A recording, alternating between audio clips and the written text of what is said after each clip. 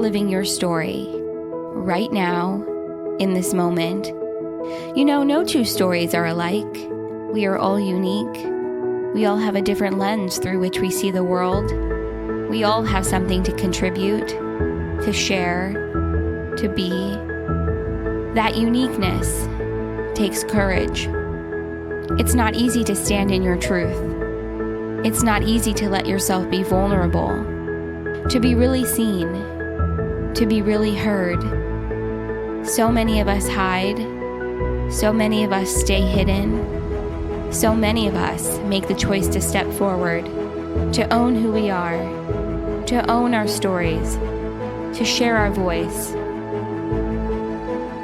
The tide is turning. We're moving into a space of deeper vulnerability, courage, authenticity, and love. We're moving closer to greater self-love, self-acceptance, honesty, and empowerment. To get there, to get to that space, means we have to authentically share who we are. It means we have to authentically show up as our true selves. The magic is in sharing who you are. The magic is in sharing your story. That's where this series comes in. Own your voice. Love yourself. Stay true to your story.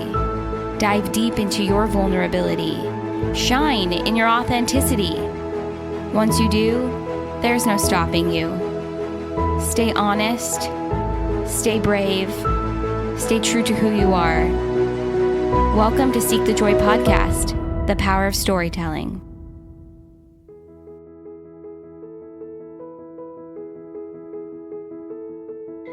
Have you ever felt like an ugly duckling? I have. When I was growing up, I was never thin enough. I recall my dad telling me I'd be beautiful if I'd just lose 10 pounds. It was always just 10 more pounds to find that elusive ideal of beauty. No matter how small I became, I could never quite reach that goal. With beauty came great responsibility, and I was never quite sure I was capable of handling it. You see, I was sexually molested by my stepfather when I was 9. His inappropriate behavior went on into my adulthood. I would try to never be alone with him, but he would always find a way to touch me. The power he held over me would reduce me to a frightened child. For years, I stayed away from my family because of the horror of being in his presence. My kids always wondered why we didn't go to Grandma's house very often. It took a lot of mental energy for me to visit, and I always had to have a plan to have someone in the room with me so he couldn't touch me. But he always managed to get next to me. I had several conversations with my mom about it, but she would never admit that she knew what was going on. Her inability to acknowledge what had happened to me made me feel like she didn't care, or that she didn't even want me. What I have come to understand is that if she were to admit those vile things, the man that she believed that she married was a lie. It would have meant that her entire life was a lie, and that's a really tough truth to face. As I look back on my life, those abusive events created a love-hate relationship with food. I could lose weight, but I could never keep it off. It affected my confidence and my belief that I was worthy or deserving of love. I longed to be beautiful on the inside, but I always felt dirty and less than. I felt expendable because no one listened to my cries for help. Years later, I had aunts and uncles admit that they knew that something was going on, but they didn't feel like it was their place to butt in. Internally, I cried out, "When is it not the time to protect a child? When is it not the time to stand up for those who don't have a voice? Why was I expendable? Why wasn't I valuable enough for someone to stand up for? What was lacking in me?" I have grappled with those questions for years. Because of those experiences, I always felt like I had to work harder, to be more, and to be perfect. Perfection was the standard I thought I had to achieve to be loved, to be valued, and to be redeemable. Perfection and people pleasing go hand in hand. They are the path that leads to losing your soul, to losing who you are at your very being. I believed that I wasn't enough as I was, so I wore masks and performed to get love and affection. These behaviors are killers of self-esteem and confidence. I began to believe the lie that I didn't deserve love, affection, or a sense of belonging. Shame made me feel isolated and set apart. Every aspect of my life was filled with shame. Shame began to rule my thinking. I became invisible. I didn't want my secrets to get out. I feared what people would think of me, so I shied away from relationships and being part of community. As a young woman, I didn't understand that shame couldn't survive in the presence of compassion. I didn't have a trusted support system to confide in, so I hid my shame for years, and it ate away at who I was. I knew that there was more to life than what I had experienced, but I didn't have a clear path of how to get there. I knew I wanted to inspire women with my story, but my story wasn't complete, and I didn't feel like I had the voice to tell it. I didn't think people would listen. I was just a hidden face among nameless women who had experienced similar stories. Then, one day, I began to think, who will speak out for these women who don't have the courage to speak for themselves? Who will help them feel visible and seen? Shortly after that thought, a friend asked me, if not you, then who? And if not now, when? I was terrified to share my story after so many years. The secrets I had held so close to my heart would expose me as being frail and weak. They would make me appear to be a victim. Those were not words I wanted to use to define myself. I have worked so hard to get past those dark days and to create a life where I feel whole and where I can honestly say I love myself unconditionally. I have intentionally forgiven the people in my life who didn't protect me, and I have restored my relationship with my mom. The past couple of years have been a season of new awarenesses, growth, and healing for me. I have realized that I had a pattern of using weight as a coping mechanism when I felt threatened. While journaling about my relationship with food and exercise, I began to connect the dots. Every major weight gain was brought on when I felt violated by an inappropriate encounter with a man. Immediately, I would run to food for comfort. Food was something I could control. It was a vicious cycle. Food provided temporary comfort, but it also induced guilt and shame stemming from my inability to stand up for myself. I knew I should be able to speak up, but the experience of being violated made me feel small and insignificant. My throat would close, rendering me unable to utter a sound, and I would flee as quickly as possible. This past year, this topic came up in a conversation with my coach. I was having a very difficult time being visible in my business. I hated the body I saw in the mirror every day. It wasn't the body I saw in my mind. It wasn't a body I wanted others to see. I didn't fit the media's idea of beauty. So she challenged me to write a love letter to my body. It was one of the most difficult letters I ever tried to write. I couldn't use any negative language. I had to give gratitude and appreciation for my entire being. I had to ask forgiveness for when I had abused my body by not eating right or exercising or taking care of it as I should. It was humbling and empowering all at the same time. I was part of a mastermind group at the time, and she said if I was really courageous, I would share my letter with our private Facebook group. That was one of the most vulnerable acts I ever took. I sat for hours staring at my computer screen. Should I or shouldn't I share my letter? Would I be judged by this group of women? What value would there be for me? Would the other women even be able to relate to my struggle? Finally, I said, go big or go home. I hit post and walked away. The fear of what might happen was smaller than the curiosity of what I might learn from the experience. The responses I received was overwhelming love and support. As I have shared that experience with others, it has given them the courage to tell their story and to suffocate their shame in compassion. It has provided a platform for them to share their struggles with body image and self-esteem. Telling our truth is how we get our power back. Shouting from the rooftops until someone hears us and believes our story is how we get our power back. Standing before our mirrors naked and not ashamed of our bodies is how we get our power back. Acknowledging that abuse is never our fault. Acknowledging that it was someone else's job to protect us and they let us down. That's how we get our power back. Today, I can share my story without attributing blame. I can tell my story without attaching emotion or assigning value of good or bad.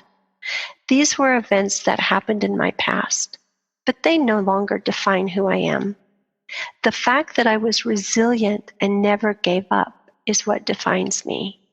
I am an overcomer. I am a survivor. I am the hero in my own story.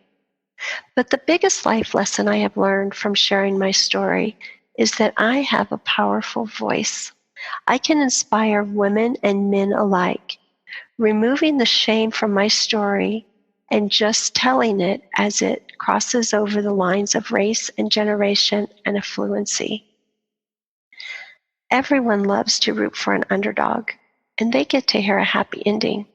I was that underdog. I was the girl that everyone wrote off.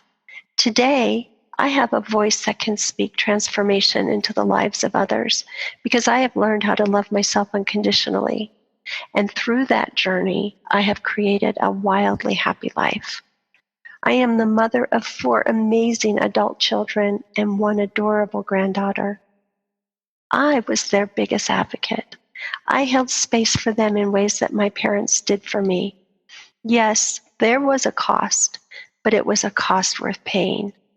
I have self-respect and confidence that I could only dream of as a kid.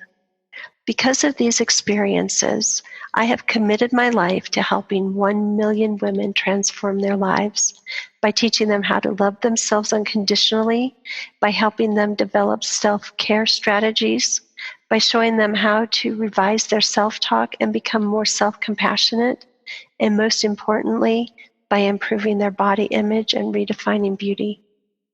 This is your time. Live your life out loud. Own your story. Be proud of the journey you've taken. It's never too late to rewrite the ending to your story. This is your life. You get to define what beauty and success mean to you. You don't have to be limited by how others see you or judge you. In fact, I tell myself it's none of my business what others think of me. It is my business, however, to be better tomorrow than I am today.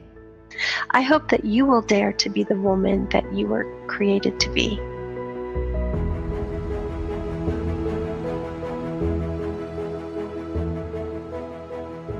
Hi, I'm Carly. I wanted to share my story of anxiety, depression, recovery from all of that, and how I found strength in sharing my voice and the power of being vulnerable, being authentic in sharing what you've been through with other people to lead the way.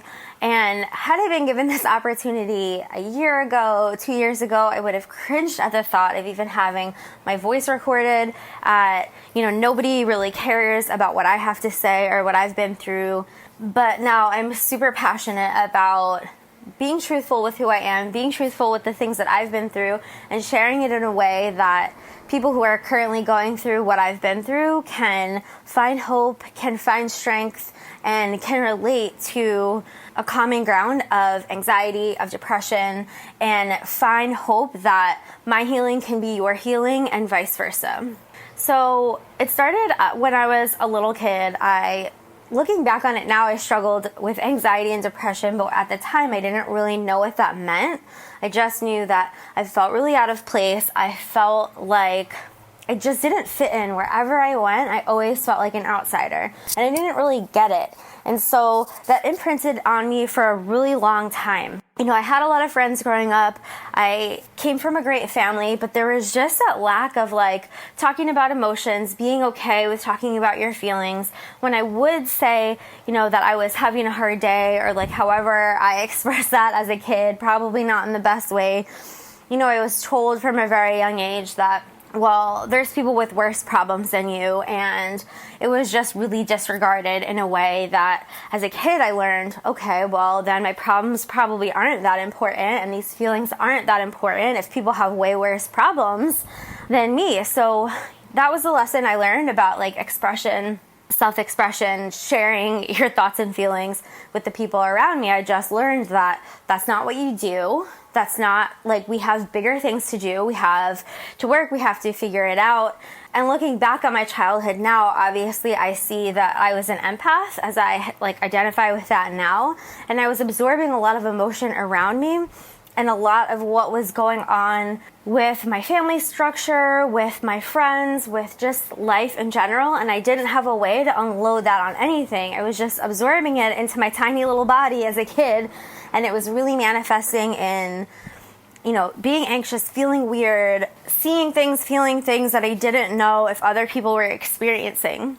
And so I started to, and I didn't feel like I had a container in which to express that, because I learned, well, we don't talk about our feelings. It's just not how it is. And so I started to cope really in unhealthy ways with those feelings, because I didn't know how to get them out of my body. And it ended up in self-harming myself. As a really young kid, as young as 9, I can remember, doing some self-harm coping skills, because I just wanted to feel something that made me feel like anything. And if you've ever experienced dealing with self-harm, that's just really all that it is wanting to feel anything.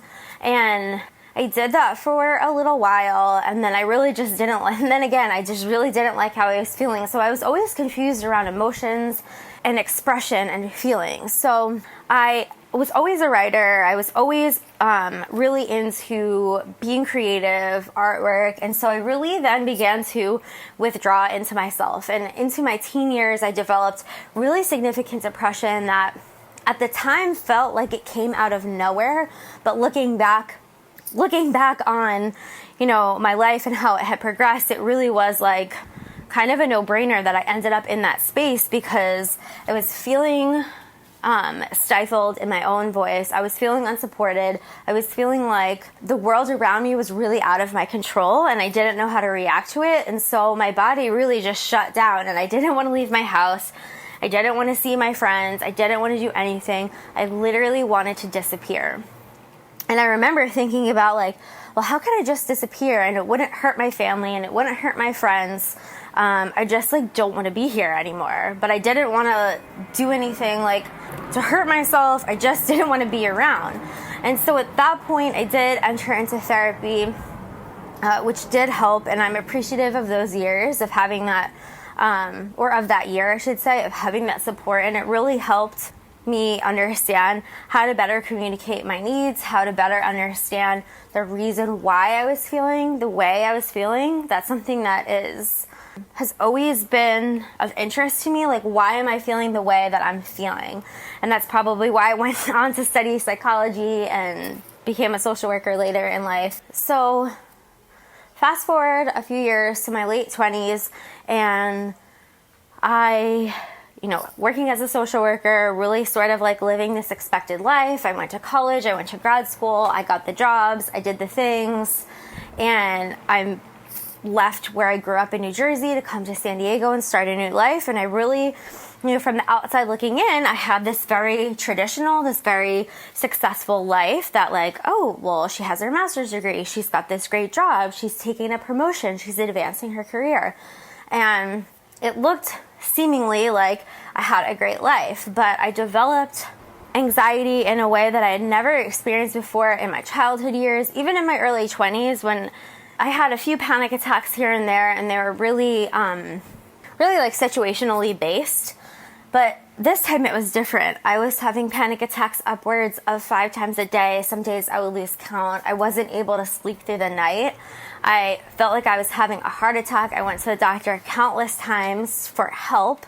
And I just felt like, I remember very distinctly waiting in a waiting room to go see yet another doctor about my anxiety, my panic, the physical pain that I was experiencing around all of these things.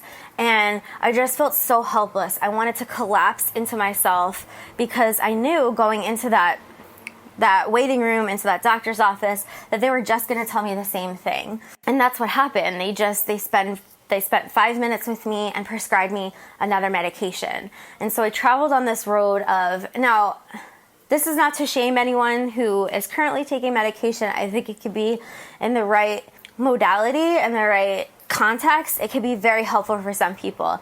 I was not listened to. I was not heard. I was just prescribed pills to get me out of the doctor's office is absolutely how I felt. And so at that point, I just felt so hopeless. I just wanted to stop feeling what I was feeling and just get through the day. So I started on this journey of medication, and it considerably made my life worse, to the point where I was waking up in the morning, and as I was getting ready for work, I saw myself in the mirror, and I had just become such a shadow of who I thought I wanted to be and who I had been for a long time. And I finally got to the breaking point where I said, like, is this all there is to life? Is this what everyone's doing? Is everyone just this unhappy and this miserable, and everyone's just numbing themselves? And I was like, this is not how I want to live. If other people are living that way, then that's fine for them, but why does this have to be my life? I felt so out of alignment with where I knew my life could be and where I wanted it to be. And so, I decided at that point I had no quality of life anymore. I had no quality of life because I was medicated, I was numb. The side effects from the medication were giving me worse symptoms than my anxiety was giving me because I couldn't function. I could barely speak. I used to lose feelings in my hands and my feet, and I just felt like claustrophobic in my life. And that was the breaking point when I said, if this is how my life is going to be, then it's not even worth it. So I made a decision to really dive into not just numbing and passing over these feelings of anxiety, but where were they coming from? Why was this such a repeated pattern in my life? And I really started diving in and doing the work on myself in a spiritual and a holistic way, because on the parallel of my life as I'm working as a social worker, I was also a yoga instructor. I learned about Reiki. I'd become a level 2 practitioner at that point, and I said, I have these tools, I have these connections with people who can help me, and I really reached out to supports and mentors and practices in a mindful, holistic way, because what I've learned in this journey to get anxiety and depression really managed in my life is that you can't heal what you're unwilling to feel. And it's okay to feel these feelings. It's okay to be sad, be angry, be anxious. It's okay to feel these things as long as you really don't change your zip code to that place. As long as you don't wallow in these spaces of being depressed, being anxious. And it took a lot for me to ask for help, because at that point, I just felt so helpless with the help that I had received through traditional